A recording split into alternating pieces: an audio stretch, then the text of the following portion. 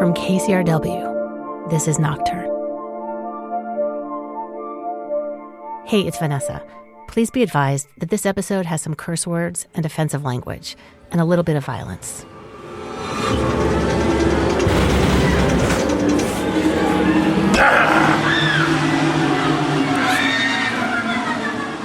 It's not hard to scare somebody in an office in the middle of the day when they have no idea what's coming. Yeah, that's easy. Take somebody and let them know that they're about to walk into a haunted attraction. They have every emotional defense up.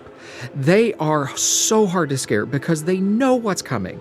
They know you're about to do it. So now try to scare somebody who knows what's about to happen and give that a shot. That requires skill. It requires work. It requires patience. It requires some luck.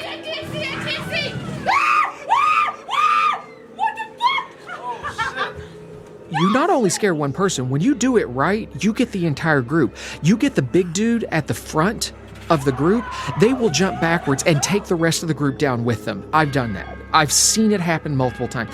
I've seen 6'2" men scream, jump backwards, throw their arms out, and take the rest of their family right down with them, right to the ground. I've seen people run themselves backwards into a corner with a look like they are an animal that is just about to get snared. And when you back off and give them that moment, they will take off and leave the rest of their family behind. Repeatedly, I've seen boyfriends with tiny little girlfriends coming through our haunt and swing that girlfriend around like she's a human shield, because she is in that moment for that guy who is saving himself. And that moment of just raw emotion is amazing. Oh my God! The most gratifying scares are the ones where I know that they forgot where they were. They weren't in a haunted attraction at that moment, and you can feel it. You can feel that you shared this moment with that person. When I scare and I pull it off and I know it worked, one, I can't show it because that would be breaking character. I can't go, oh, I got you, because that's not what the zombie would do. That's not, what the werewolf would do. But inside, it's this burst of, oh my God, that worked. It deep inside of me, it's yes, I got them. And that yes, when you get somebody, it's such a satisfying moment to know that you broke through their defenses and you're giving them something which is a moment of fear, a shock, an adrenaline rush. You're giving them all of this, and it's just part of an amazing night. That's what I love. More from Nocturne in a moment. I'm Warren Alney. On To The Point, if America ever used its thousands of nuclear weapons, it would be suicidal. In a nuclear war, there could be no winners. Everybody is a loser. All of civilization is at stake. We've known that for 75 years, but our weapons of mass destruction are still on hair-trigger alert, and just one man, President Trump, has the power to push the button. Is it finally time to make the world safer? On our To The Point podcast.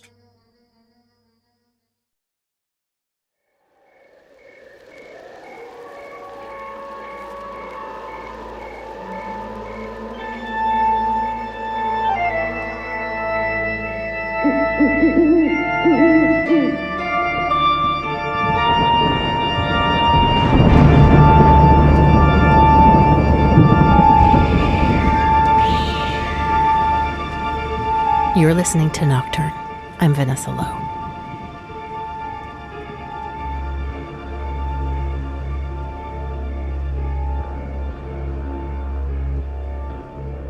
You're not supposed to like a monster. You're not supposed to like something that's terrible. That's what society tells you.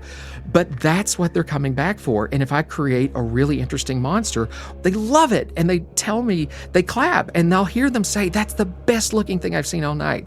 Or they'll say, that's the first scare that I got all night. And they love that. So the first one I ever played, oh, so bad. My very first character was a mad scientist, and it was just atrociously bad because I had no idea what I was doing.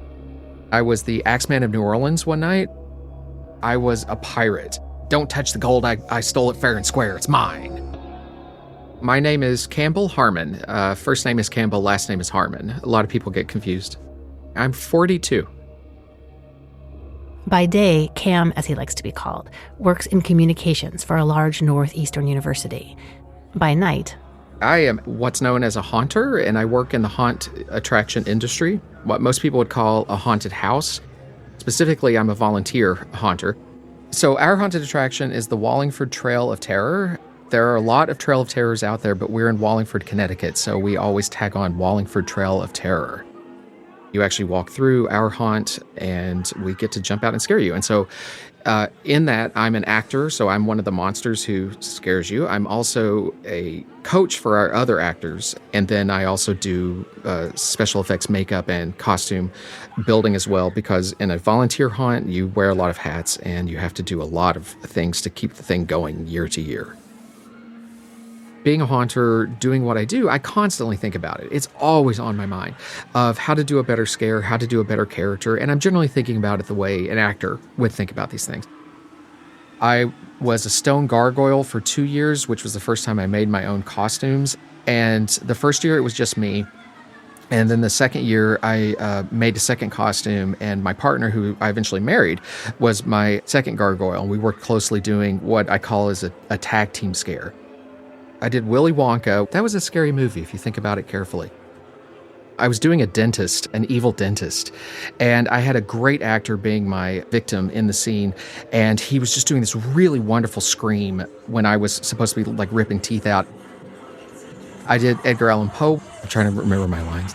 My name is Edgar Allan Poe. Inside are some of my most famous stories and poems. If you pay close attention, you might be able to pick some out. If you don't, they might pick you out. After that, I got a little bored being the talkie actor, and so that's when I started creating non-talking scares just to push myself and do something different and try to learn how to do timing and do better pop-out timing and do something more physical. I was a zombie one year, which was actually a zombie for 2 years. That was incredibly fun because our cemetery was really well built at that time. It kind of rotted. And I got some just amazing scares in that I still think about today.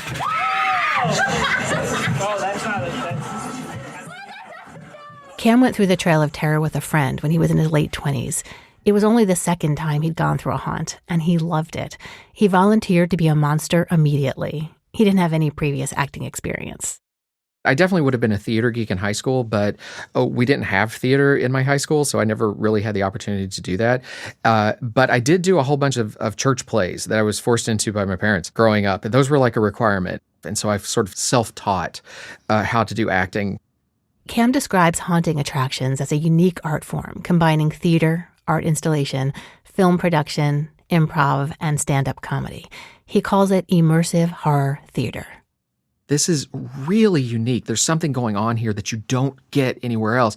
You don't get 2,000 people coming through just to see a play. This is specific. Haunt actors often have lines they memorize, but they also need to be able to think on their feet and adjust to the audience. It's an immersive theater. You can do your lines, but those guests are going to talk right back to you because you're not up on a stage separated from them the way a theater works. You're right down on the ground with them face to face, and they will talk back to you and they will tell you what they think about how good of a job you're doing or if they think you're scary or not. And you have to be able to roll with it. The backdrop for all this haunting is a dark woods in a small New England town. Elaborate sets, music, and sound effects, and even manufactured smells all combine to create an intensely spooky atmosphere. The woods themselves bring in this wonderful feeling of being very isolated, not being near civilization, and then to create the fantasy world that we try to create, a very dark fantasy world, we build up sections of it. So there are sort of like freestanding rooms that you would walk through. We have about 30 different scenes, and every scene is its own little world. And so for me, I've been there long enough to be responsible for my own scene as a scene supervisor. With around 100 actors and an additional 80 to 100 support staff, the Wallingford Trail of Terror is intent on scaring the bejesus out of you. There's meticulous blocking, carefully placed lights, and timed jump scares, all of which reset with each group that comes through. The monsters and sets come together with the help of a terrifying soundscape straight out of your nightmares. As you go through scene to scene, they will have specific, normally ambient soundtracks or specific sounds. For the clown area, the circus area, and again, a requirement. Everyone has to have clowns because they're scary. You have the calliope playing, you have the circus noises. We'll throw in creaking noises of the circus equipment or the fairground equipment. From there, you can walk into the cemetery, and now it's changed into crickets and crows and very loud wind noises to help cover up from the spillover from the other sounds. You can have everything from low groans if it's supposed to be like a torture scene with screaming in the background, just enough to fill in when the actors aren't screaming or when the guests aren't screaming. You can hear the chainsaws from all over, and we do use real chainsaws with the chain removed. But when it's chasing after you at a high speed in the middle of the night, you don't really think that's a chainsaw that has the chain removed. You're really thinking, there's a chainsaw coming at me at a high speed, and I probably should move forward. So yeah, and you can smell the gas of the chainsaws, and that's just one of the most amazing things. And our particular haunt has a special agreement with the town that one of our actors actually has a shotgun that shoots blanks. And so every so often you get a very loud shotgun noise because there's special blanks that do extra loud sounds. The Trail of Terror is a serious production. And while the actual haunt takes place from 7 until around 1 a.m. on Friday, Saturday, and Sunday nights in October, after the last guests leave, Cam is still working. And as a supervisor, I have to go back to my scene, check everything in the scene, make sure nothing's been damaged. If it has been damaged, either fix it myself or find someone who can fix it. Take everything home, take all my makeup equipment home. I spend another hour or so at my house just cleaning up my makeup supplies to get them ready for the next night, trying to eat some food along the way, take my dog for a walk, and then get in bed. Somewhere around from 3 a.m. to 4 a.m., and then dragging out of bed as early as I can the next morning, which is noon, to try and get back out and get everything reset and get ready to go, because obviously for a live production, everything has to be set up as early as possible, and it gets very exhausting in October. Being outdoors, the other thing is it's very cold, and in New England, the weather constantly changes. One year we had a heat wave come through in mid-October, and you're there for the entire night, so you're working physically continuously for hours on end. We've had people pass out from the heat. We've had actors that we've sent to the emergency room several times over the last few years with the beginning stages of hypothermia. Small injuries are fairly common, with occasional larger ones, like the time an actor broke his nose due to a timing issue with another actor and a large prop. I do believe a guest group actually saw that happen, but as we've learned, and I've learned, guests assume that nothing's real, which is good. If they've assumed that nothing's real, that means we did our job correctly. Success is a simple formula for a monster in a haunted house. It's not me, Judge! It's not me! It's the scream and then the laugh. The immediate reaction you can't control is the scream, and the laugh is you laughing at yourself. So that's great. That's exactly what we want. And when everything's going great, that's it. The dark side of that, I think this is where a lot of our injuries happen from guests, is that when you create that fantasy world that's completely believable, then we're part of the fantasy. We actors, we monsters. And so we're not people at that point. And so if someone wants to show how brave they are, or just entertain their group because they're being jerks about it, or they're a little bit drunk and they just want to show just how funny they can be, and they take a swing at us, which happens somewhat frequently, it doesn't matter to them. It's not like, to us, it's like we're working in a service industry. We're here to entertain you. You paid to come in. If you're walking into the movie theater and somebody's taking your tickets, you don't take a swing at them. You paid for us to do this, and why are you causing us this sort of problem? But from their point of view, it's all fantasy, so it doesn't matter if you punch Mickey Mouse in the nose. It's just Mickey. He's a cartoon. A lot of the time, it's an honest reaction. They were scared. They had an honest reaction. I've been shoved a bunch of times. I've been grabbed a bunch of times by someone honestly reacting in the moment. And I know when that happens because they immediately apologize. They swipe at you or they grab you and they say, "Oh, I'm so sorry. I know I shouldn't do that." And I'm fine with that. And I'll just give them a nod and that's it. I try not to break character, but they were nice. They apologize. But it's usually the drunk ones. So usually the drunk ones are the ones throwing insults at us. It's usually the drunk ones, unless it's the children. So the kids that come through, you'll see the kids that literally can still have their little softball outfits on, probably just piled out of the minivan. Oh my God, you think that children don't know curse words. They know every curse word. Those kids will just insult you. Faggot, fag, they'll go into the racial areas, which I'm not going to go into. If you're a little overweight, you better be expecting the fat stuff coming at you, the fat jokes and the fat insults. You're not scary, you suck, you stink, stuff like that. Moving on into the high schoolers, they get more creative, and it's suck my dick, I fucked your mother, why don't you go fuck your mother? If you can put through 2,000 people a night, 20 of those are going to be a serious problem, and we know how to handle them. But if somebody who's really problematic, who is drunk and physically causing a problem, which is throwing punches, something like that, we call security immediately. Security will come, track them down, and remove them. And I've had people removed before.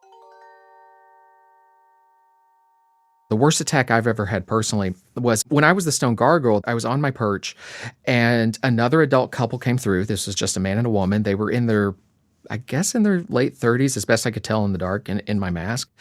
And they were just walking through fairly slowly. And this is an adult couple. This is not college kids. This is not high school kids. Just as they got past me, just about to turn into the next scene, the guy reached back, reached up, and grabbed the top of my head. He was grabbing the horn on my mask and yanked as hard as he possibly could. And I think he thought he was grabbing a prop, and he was going to break the prop, and that was going to be his little fun for the night.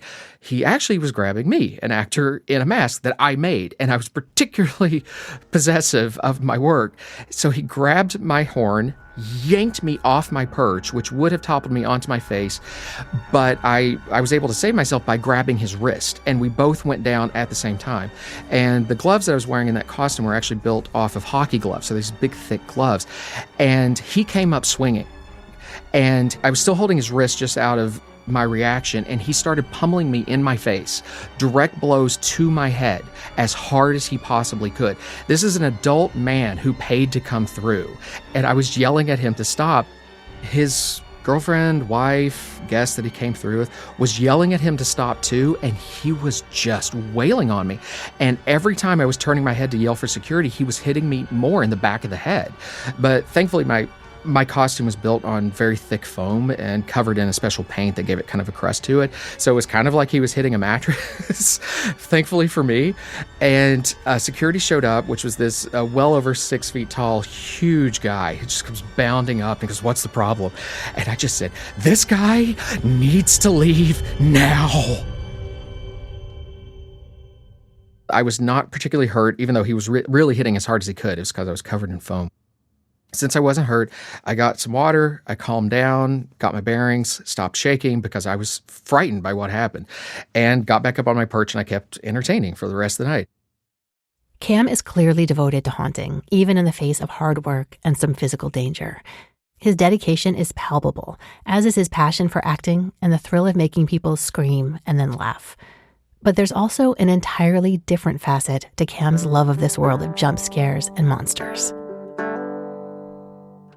So I grew up in Appalachia in eastern Kentucky, right in the middle of coal country.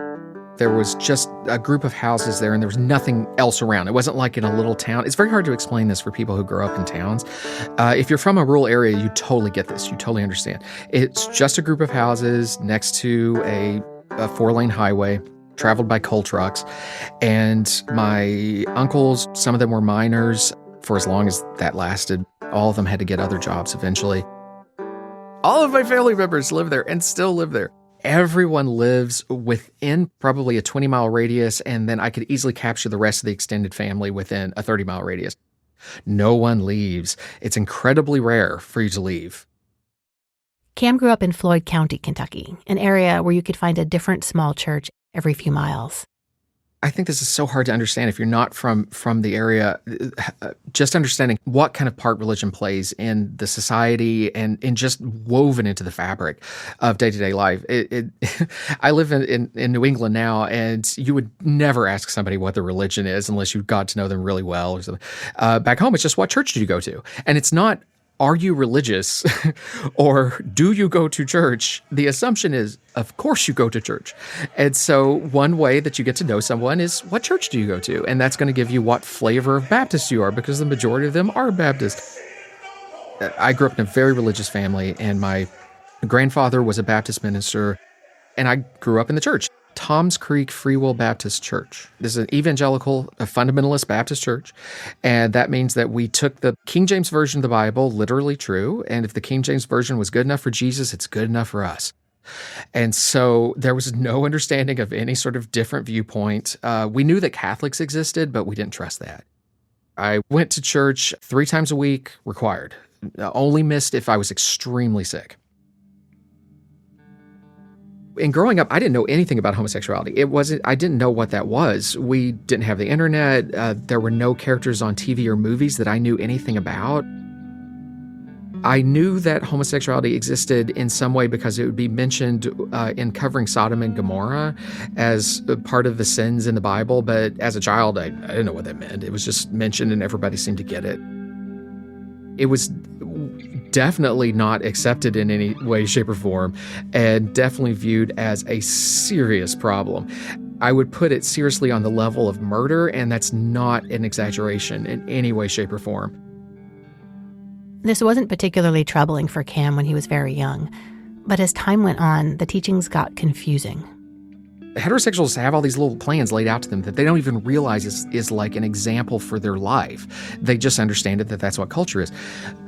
I didn't know. I knew something seemed different, but I was nerdy too, and I guess nerds always feel different no matter what. And somewhere around 8th grade going into high school was when I think I put it together, and I was able to say, in the back of my head, not in the front of my head, in the back of my head, somewhere it was connecting that this thing that I've heard talked about of homosexuality is me. That connection somewhere matched.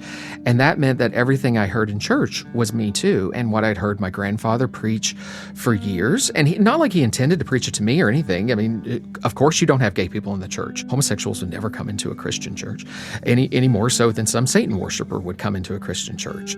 And as evangelicals still preach today, it is an abomination in the sight of the Lord. And everyone nodded. Yes, of course, homosexuals are abominations. That's what it is. And abomination is a very big term to drop on a kid. It has a lot of syllables in it. It sounds awful, even if you don't know what it means. You know it's bad. You know abomination is a bad thing. It is worse than anything you've heard. Because murder makes sense. You get don't kill and don't murder. Don't steal. That makes you a thief. Don't rob. That makes you a robber. Don't lie. That makes you a liar. You get all those things. That makes sense. Abomination is a monster. It doesn't even sound human. Somewhere around my junior or senior year in high school, I just said, I know what this is. I know that I'm gay. It was awful. It was just awful. And I just wanted to die when I made that connection, because I just knew how bad that was. And so I prayed, and I prayed quietly to myself, not to my parents, because it's not like you're going to tell your parents this horrible thing's happening.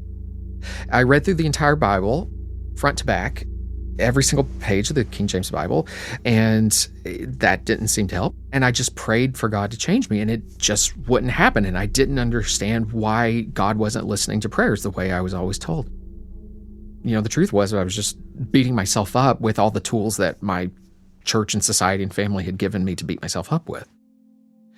And I finally broke late in my junior year in college. I broke down. I'd gotten extremely sick with what may have been a stress-related disorder that knocked me out with horrendous. I'd lost weight. I had horrible sores in my mouth from stress. It was the most painful, horrible experience I've ever had. I did slide into depression. I know it was actually clinical depression. There was one night where I was so pissed off at God. I was so angry. And I was just like, why?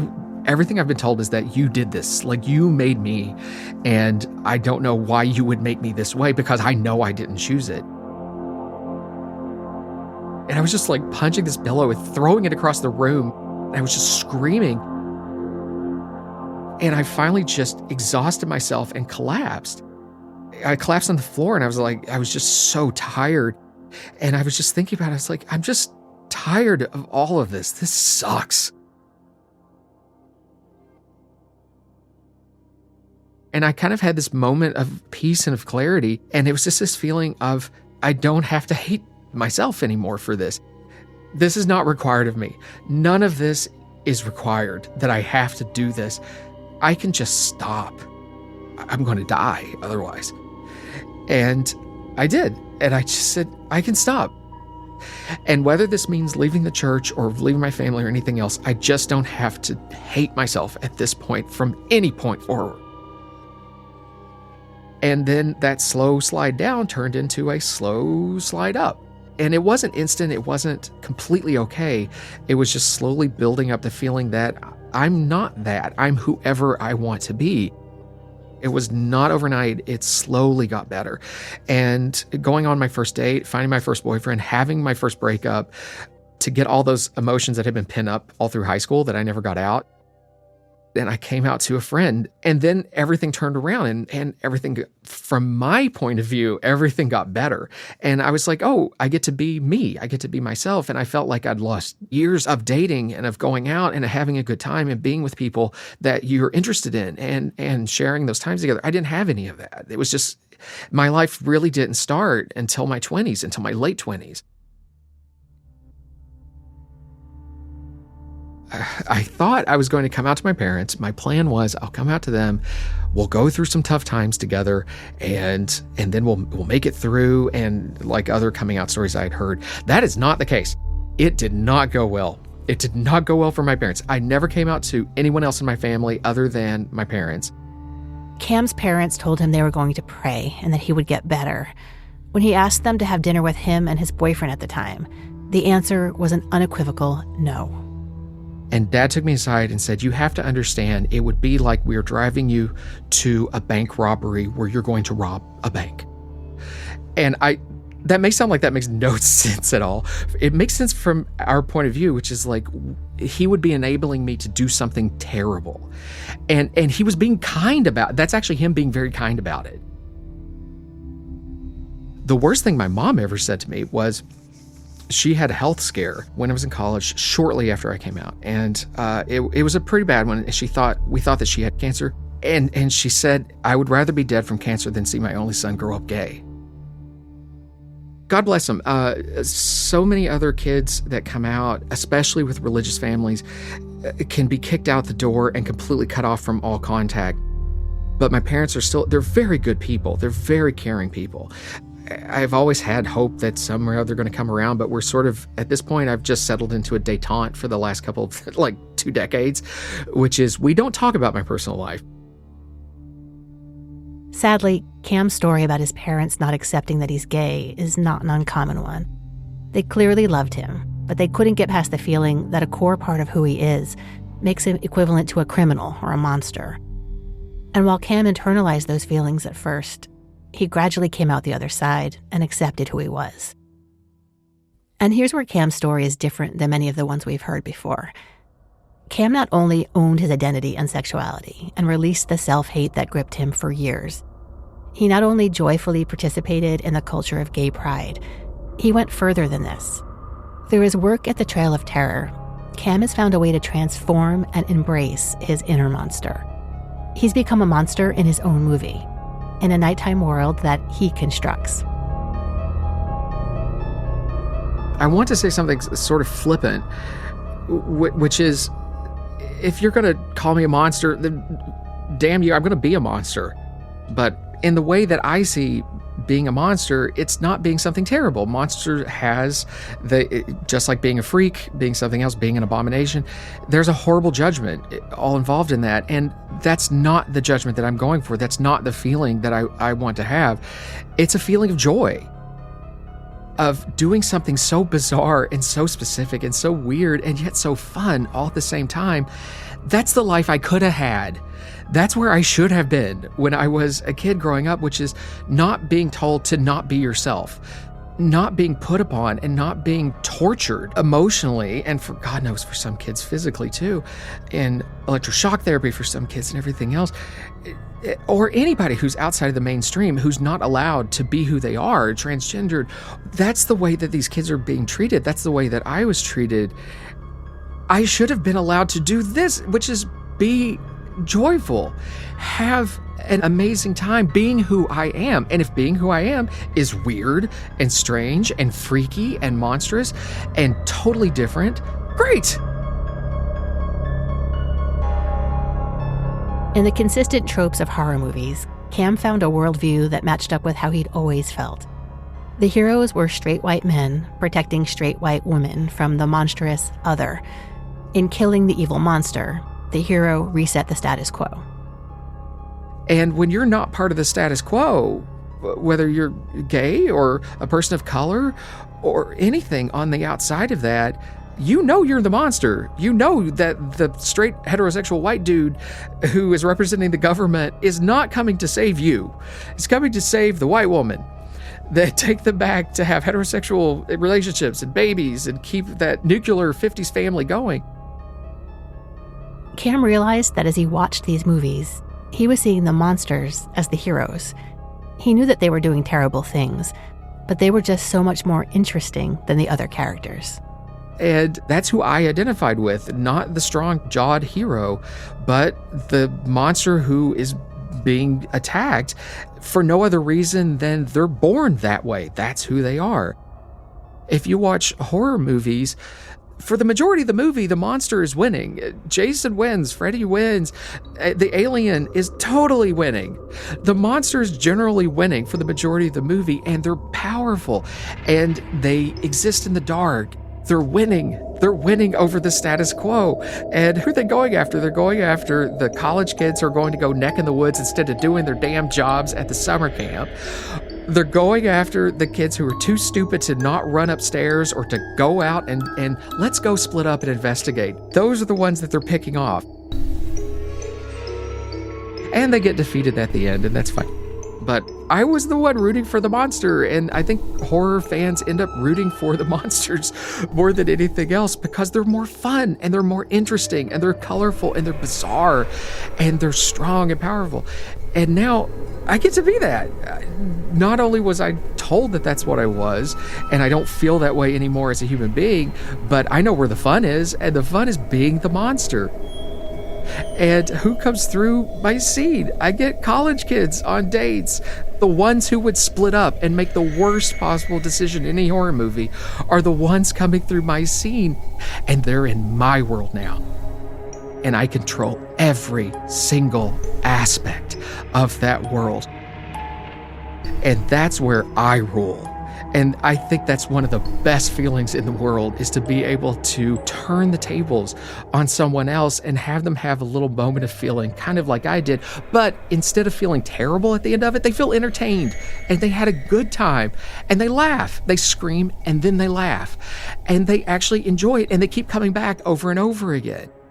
I took something that was horrible and I made it entertaining, just like a director in Hollywood or a horror writer can do the same thing. It takes something that feels terrible, turn it into a metaphor, and make it an entertainment.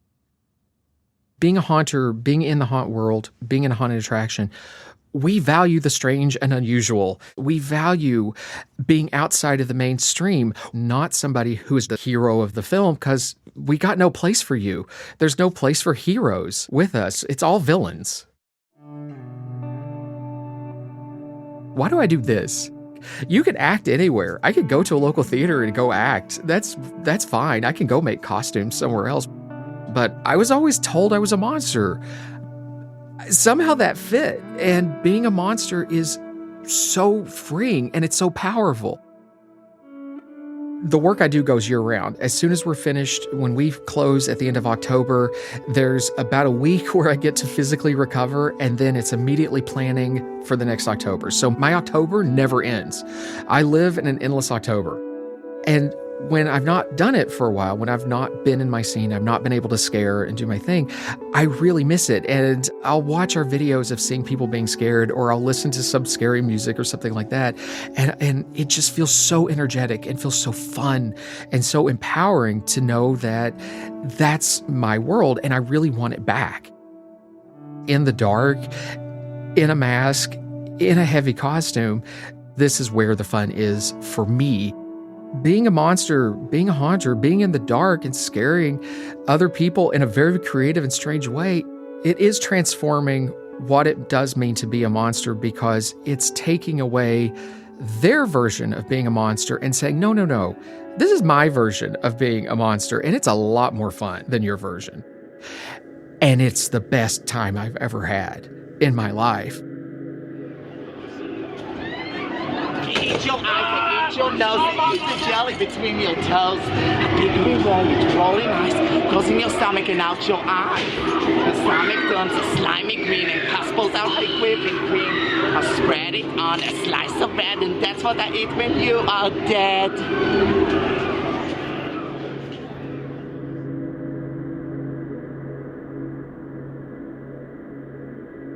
There's a sweet postscript to this story.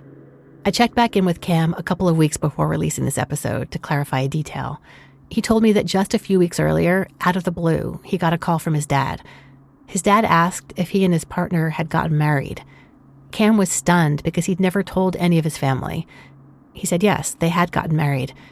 His dad was quiet for a second, and then he said, "Tell him welcome to the family."